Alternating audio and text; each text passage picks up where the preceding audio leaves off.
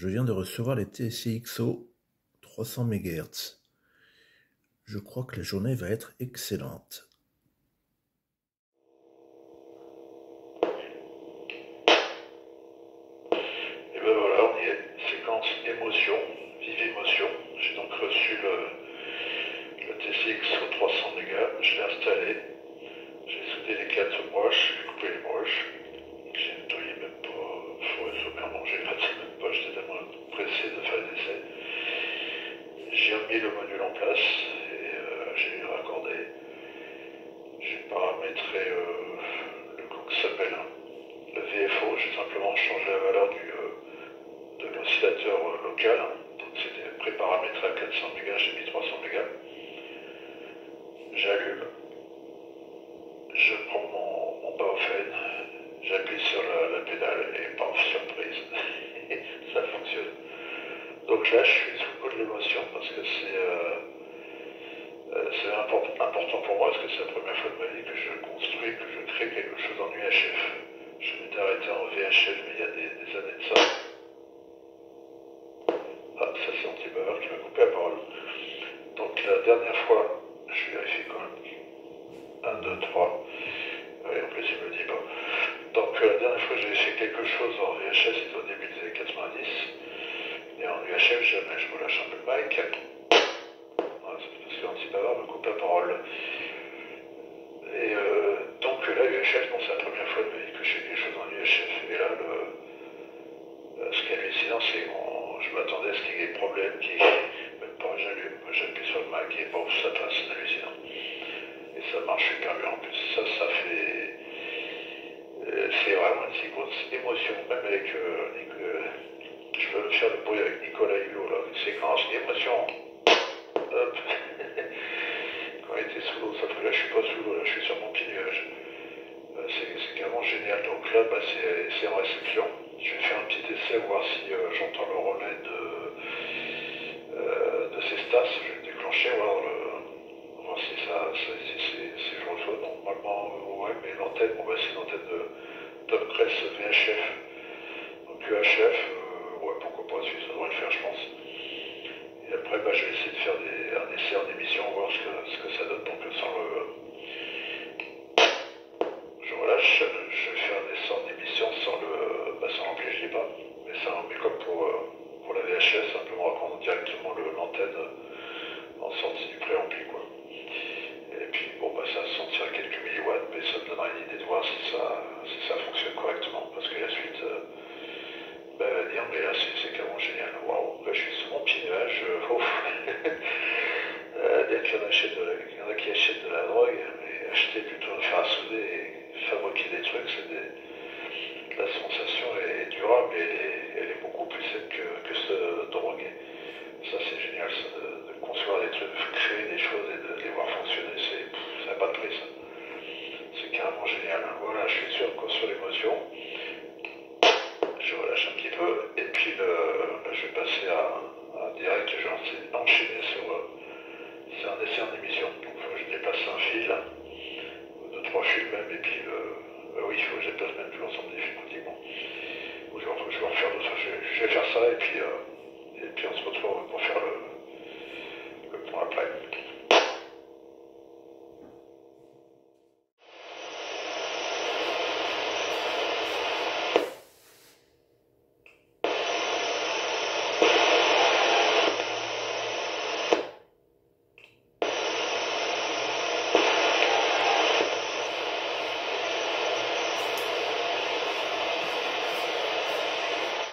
C'est très limite. Je décroche le relais, mais l'antenne n'est pas adéquate. Et puis on verra. Ouais, vu que en plus il y a des fils un peu n'importe comment. Bon, la réception n'est pas au top. Mais déjà, bon ça reçoit. Maintenant, bon est-ce que ça reçoit bien? Je ne sais pas. Mais en tout cas, ça fonctionne.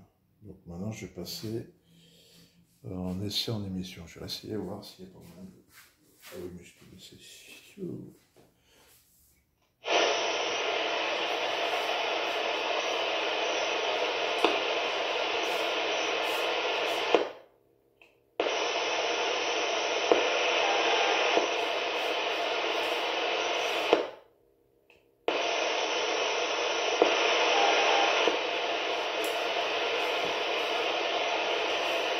c'est vraiment faiblard, mais c'est pas grave. On va dire que c'est un peu normal. Les conditions. Le Baofeng a du mal à décrocher le relais déjà. Le relais en 144 ça va. Sur 2 mètres ça va, mais sur 70 mètres, non, j'ai énormément de mal avec le Baofeng, donc ça c'est le plus au fait du QTH, et non de l'appareil. Bon, c'est pas parfait, c'est tout en volant, donc faut pas rêver. Mais bon, ça fonctionne, le principe fonctionne en tout cas, ça c'est ce qui est important. Donc bah voilà, donc comme j'ai dit, passage maintenant aux essais en émission.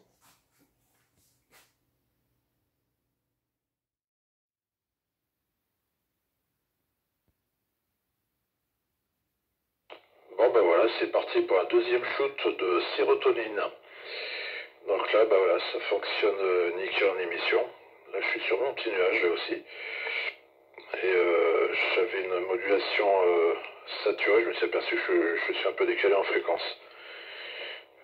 Donc oui, c'est effectivement le TCXO, j'ai rien pour le mesurer, donc il faudra que je détermine à peu près la fréquence du TCXO, la fréquence exacte du TCXO, parce que moi j'ai vu 300 mégas, moi j'ai paramétré comment ça s'appelle, le VFO avec 300 mégas, mais j'ai pas tenu compte qu'il pouvait y avoir un décalage, ce qui est logique, ce qui est normal.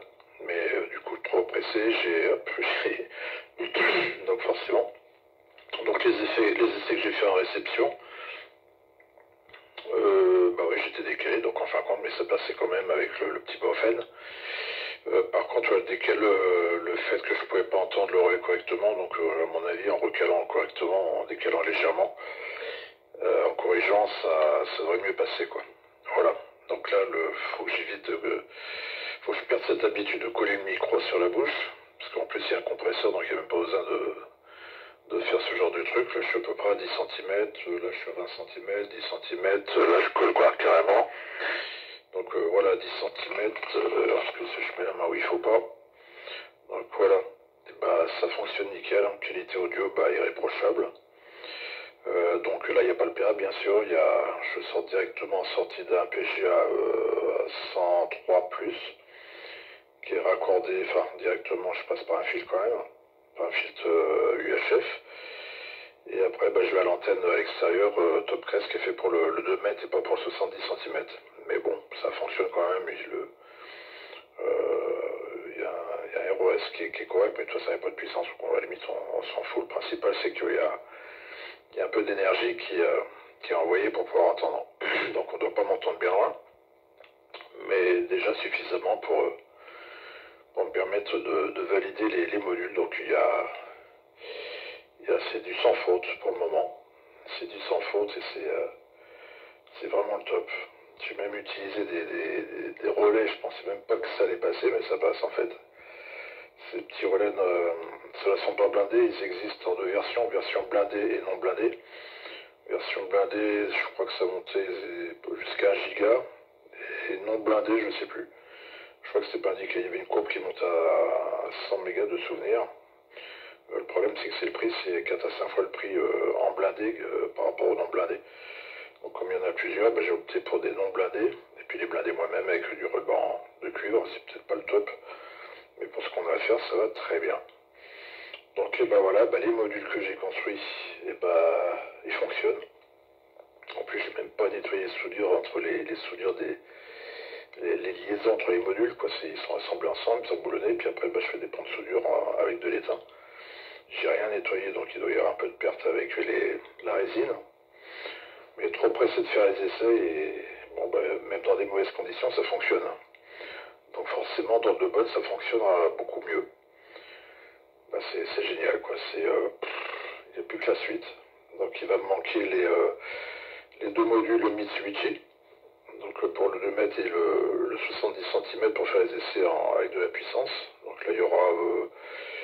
normalement, ils sont donnés pour 60 watts, mais ils peuvent monter plus. J'ai regardé sur la courbe et on peut atteindre les 80 watts, je crois. Je crois que c'est pour le 2 mètres, l'autre, je sais plus. Mais il reste assez généreux. Bon, par contre, ça pompe, hein, c'est 10 ampères par module. Donc il fera l'alimentation qui va bien avec. Ça sera alimenté en 12 volts. C'est pour ça qu'il y a énormément de courant. Et le rendement, il est pas sans sas, mais bon, bah, c'est des modules tout faits, c'est pas gros. sur ces fréquences-là, vaut mieux pas trop jouer avec les amulettes. Voilà, donc là, ça s'annonce vraiment bien. Et ça motive pour poursuivre. Donc tous les modules que j'ai fait pour le moment, c'est validé. Et donc j'ai déjà pas mal de composants que j'ai achetés en quantité, sauf les PGA, ça c'est c'est un coût, ça je peux pas en stocker des tonnes, donc ça sera au fur et à mesure. Filtre 2 mètres, ouais, ils sont vraiment bien ceux-là, de chez Mini Circuit. Bon ils sont pas donnés, mais bon il y en a que 2. C'est pareil, ça sera commandé au fur et à mesure pour ceux que ça intéresse. Et voilà quoi, puis le reste, il n'y a plus qu'à construire des modules SSB et le reste quoi. SSB, AM, FM. En plus le module FM, tout à l'heure j'ai déréglé, je sais pas ce que j'ai fait, mais bon, ça, ça passe. Bon. Qu'importe le flacon, pourvu qu'il y ait l'ivresse, et là je l'ai l'ivresse. Et voilà quoi, donc il y aura à construire tous les petits modules principaux qu'il y a sur le DK2, puis faire à peu près la même chose. Et puis intégrer ces modules-là, UHF et VHF, et ça sera parti pour de nouvelles aventures. Et là ça va être vraiment le top, je vais avoir une station complète en fait, VHF, UHF, HF. Et puis après il y aura toutes les parties audio communes à faire, une espèce de mixeur particulier, avec plusieurs entrées pour rentrer les sorties RX des appareils, et puis pour rentrer micro, pour rentrer tout un tas de choses, et puis avec plusieurs sorties, parce qu'il y aura des sorties audio pour s'écouter, des sorties audio vers l'ordinateur, des sorties audio vers les TX, et puis des réserves pour autre chose, quoi, pour s'il y a d'autres appareils à connecter. Donc c'est assez particulier, c'est un mixeur assez particulier à faire, mais ça sera quoi? Ça sera dans un rack pareil, 4 pouces 19 pouces 4 unités, pardon. Peut-être moins, mais je pense que vu qu'il y aura pas mal de choses, il y aura peut-être des boutons, on limitera, je limiterai au strict nécessaire, ça sert à rien d'avoir tout un tas de boutons qui font joli, qui servent à rien. Donc là on fait pas de la hi-fi, on fait pas de la super truc, mais il fait quand même qu'il y ait un traitement audio assez correct quand même, et puis un aiguillage de connu, et puis de audio correct, et puis avec une qualité correcte. Wally, bon allez, je crois que pour le moment c'est tout bon. La prochaine étape, ça va être les étages de puissance, parce que là, manifestement, c'est mission accomplie, hein. C'est mission accomplie, tout fonctionne nickel. C'est le top quoi. Ça c'est génial. On assemble, on raccorde et on essaye, ça fonctionne. Il n'y a même pas de réglage. Ça j'ai rien repris. Rien repris. Je l'ai fait vraiment à mon idée, puis voilà quoi. Bon j'ai fait pas mal de recherches quand même. Mais ça fonctionne quoi. En plus le petit truc, les petits systèmes modulaires, ça c'est le top parce que ils font tous les mêmes dimensions. Ce qui fait qu'on peut utiliser un module seul ou on peut l'assembler à d'autres et ça fait un ensemble. Ça fait, voilà quoi, il n'y a pas besoin d'avoir des interconnexions, machin, en pagaille, là, tout est, par exemple, pour la partie VHF, là, j'ai 4 modules. Donc il y en a 2 qui font 5 par 5 en centimètres et puis 2 qui font 5 par 10. Et assemblé, ça fait un ensemble de 10 par 15 centimètres. Puis VHF, UHF, il y en a 2 qui font 2 ensembles qui font 10 cm par 10 cm. Voilà, c'est tout bête. Donc ça fait des trucs pas très grands et puis qu'on peut passer comme on veut selon les besoins. Bon là c'est le top. À l'émotion. Bon il n'y a plus qu'à poursuivre. Voilà. J'ai du mal à lâcher le micro, je l'avoue. Trop content. Et allez, 73 à tous et puis rendez-vous pour une prochaine vidéo.